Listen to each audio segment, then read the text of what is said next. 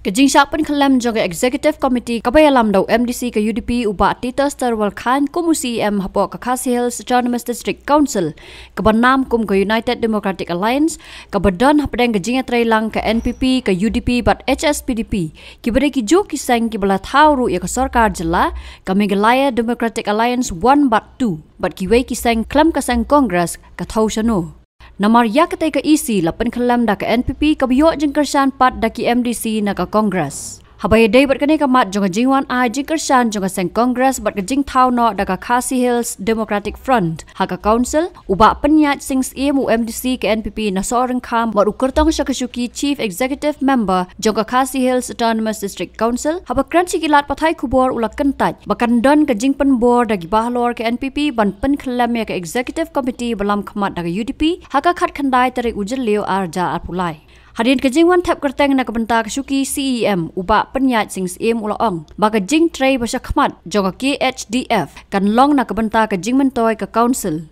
ula kop ru baladaki kwa kin jin dala syemban lam khmat ya ka Executive Committee na du usnam baladap Henry Kim kwa bat menta haba ka UDP kelaya lam la south nam te keladai sa kapali jong ka NPP ka numbers nila di men syem na du shisnam menshwa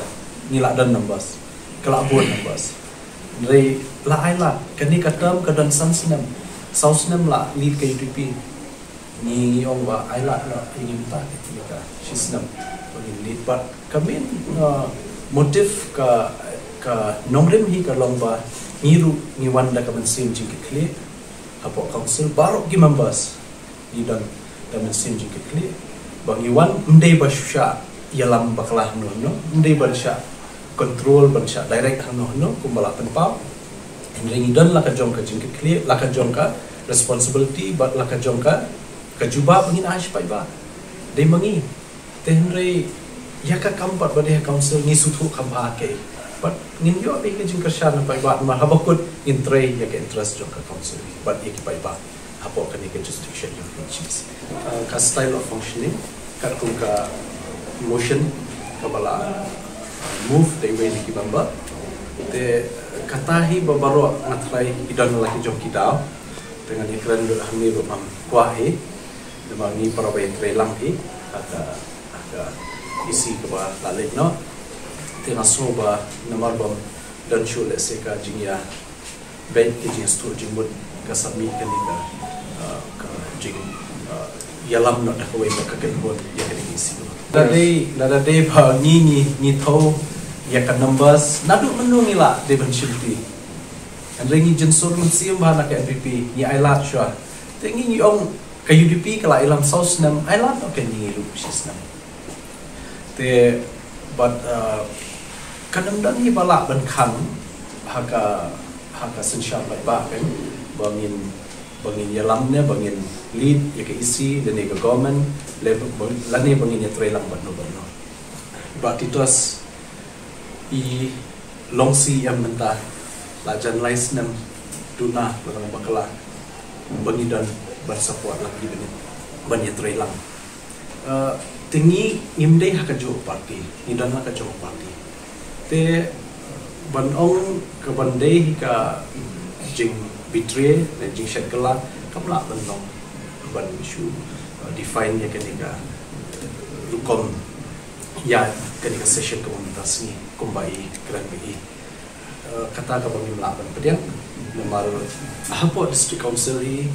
kalau autonomous ba nakaliang ke party jomno ru nila banyetre